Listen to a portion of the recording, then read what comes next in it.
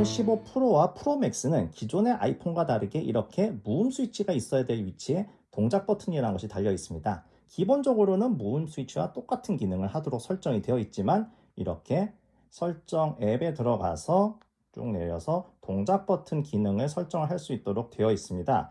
그래서 기본적인 무음 모드 말고도 집중 모드, 카메라, 손전 등 음성 메모, 확대기, 단축어, 손시용 사용 같은 여러 가지 기능을 대신 바꿔서 쓸 수가 있습니다. 예를 들어서 카메라로 설정을 한다고 치면은 이런 식으로 꾹 눌렀을 때 카메라가 실행이 되고 이렇게 딱 누르면은 촬영도 가능합니다. 자, 그런데 이 방식에 문제가 있죠. 한 번에 하나의 기능밖에 설정을 할 수가 없다는 것입니다. 만약에 카메라도 쓰고 싶고 무음 모드도 설정하고 싶다 할 때는 좀 불편할 수밖에 없죠.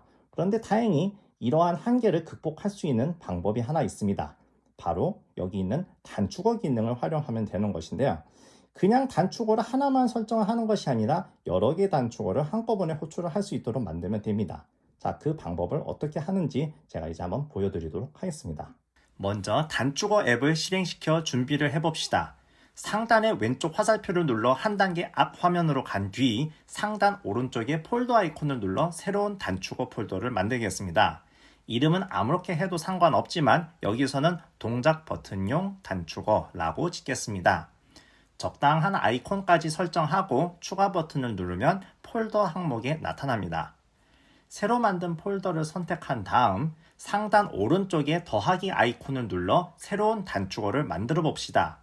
일단 무음 버튼 기능을 제한하면 좋겠죠? 동작 추가 버튼을 누른 뒤 무음으로 검색해서 무음 모드 설정을 추가해 줍니다. 여기서 중요한 건 전환을 눌러서 동작 방식을 토글로 바꿔주는 것인데 실행할 때마다 무음 켜기와 끄기를 오갈 수 있어야 하기 때문입니다. 마무리로 화면 상단 가운데를 누르고 아이콘 선택 메뉴에 들어가서 단축어 색상과 아이콘을 골라주면 됩니다. 빨간색 배경으로 사물 및 도구 분류에 있는 벨소리 차단 아이콘이면 적당하겠군요. 같은 식으로 단축어를 좀 더 추가해 봅시다. 이번 검색어는 상시인데 화면 상시 표시 설정 여부를 바꿀 수 있는 기능을 넣어볼 것이기 때문입니다. 아이콘은 초록색 배경에 아이폰 모양으로 하면 적당하지 않을까 하네요. 그리고 앞서와 마찬가지로 전환 동작을 토글로 바꿔주는 것을 잊지 말아야 합니다. 이렇게 두 개의 단축어가 추가되었습니다. 세 번째 단축어는 와이파이 설정으로 해봅시다. 검색에서 영어로 Wi-Fi를 치고 목록에서 와이파이 설정을 선택합니다. 이것도 역시 동작 설정을 토글로 바꿔주면 되겠죠. 토글로만 3개째. 아이콘은 제어 센터에 있는 것과 비슷하게 배경은 파란색으로 하고 아이콘은 와이파이 전파 모양으로 하면 어색하지 않을 듯 합니다. 제어 센터에 있는 것과의 기능 차이는 뒤에서 보겠습니다. 이번에는 토글이 아닌 걸 넣어봅시다. 카메라 실행 기능을 해보죠. 검색에서 카메라를 입력하고 카메라 열기를 골라줍니다. 추가 직후에는 셀피 모드로 카메라가 열리는 설정인데 셀피를 눌러서 사진으로 바꿔주면 기본 모드로 카메라가 열립니다. 아이콘은 그대로 둬도 되지만 일관성이 없어 보이기 때문에 배경을 회색으로 한 뒤 카메라 및 사진 분류에서 카메라 아이콘을 골라주면 좀 더 보기 좋습니다. 지금까지 4개의 단축어를 생성해 보았습니다. 표시되는 순서는 원하는 대로 이동해서 바꿀 수 있으므로 무음 모드가 맨 앞에 오도록 바꿔놓겠습니다. 여기서 만드는 건 잠깐 멈추고 한 화면 앞으로 이동해서 기존 단축어를 몇 개 복사해 오는 것을 보여드리겠습니다. 모든 단축어 목록에서 혈압과 물 섭취 기록 단축어를 가져올 생각인데 둘을 선택한 뒤 하단 왼쪽에 복제를 선택해 줍니다. 다음 복제된 단축어를 선택한 뒤 이번에는 하단 가운데에 이동을 선택하고 동작 버튼용 단축어 폴더로 옮겨줍니다. 한 화면 앞으로 이동한 뒤 동작 버튼용 단축어 폴더로 들어가 보면 복사된 단축어가 잘 보이네요. 위치를 정렬해 준 뒤 이름을 살짝 수정해 주겠습니다. 혈압 기록해줘 1 대신 혈압 기록이면 되겠죠. 이 단축어는 혈압계 측정 결과를 건강 앱에 편리하게 입력하는 데 씁니다. 같이 복사된 물 마셨어 1 단축어는 단순하게 물 섭취라는 이름으로 수정하겠습니다. 이것은 건강 앱의 물 섭취량을 일반적인 용량 단위로 넣을 수 있게 해줍니다. 앞으로 단축어 2개만 더 넣어봅시다. 이번엔 홈키트 관련으로 해볼 텐데요. 홈으로 검색한 뒤 상태 가져오기 동작을 골라보겠습니다. 상태를 확인할 액세서리를 골라야 하는데 안방에 설치된 빛의 띠라는 조명을 선택해 보겠습니다. 불을 켜고 끄는 기능을 구현할 것이므로 전원 상태에 따라 발행하는 조건문을 추가할 것입니다. 전원이 켜졌을 경우는 홈키트에 제어 동작을 추가한 뒤 모드 및 액세서리에 앞서 본 안방의 빛의 띠를 고르고 전원을 꺼진 상태로 설정하면 됩니다. 그렇지 않은 경우, 즉 전원이 꺼졌을 때에는 방금 본 것과 같은 방식으로 제어 동작을 추가하되 빛의 띠의 전원 상태를 켜진 상태로 두고 설정하면 되겠습니다. 켜졌을 때 꺼지고 꺼졌을 땐 켜지겠죠. 마무리로 단축어의 이름을 빛의 띠 전원으로 바꿔주고 아이콘도 기본 홈키트 아이콘 대신 노란색 배경에 전구 모양으로 수정해 놓으면 더 직관적일 겁니다. 이제 한 자리만 더 채워주면 되는데 여기에는 신한 터치 결제 호출 기능을 넣겠습니다. 앱에 특정 기능을 띄워야 하므로 URL 열기 동작을 검색해서 추가해야 합니다. 그리고 URL에는 shpayfan-touchpay://touch 라고 입력해주면 됩니다.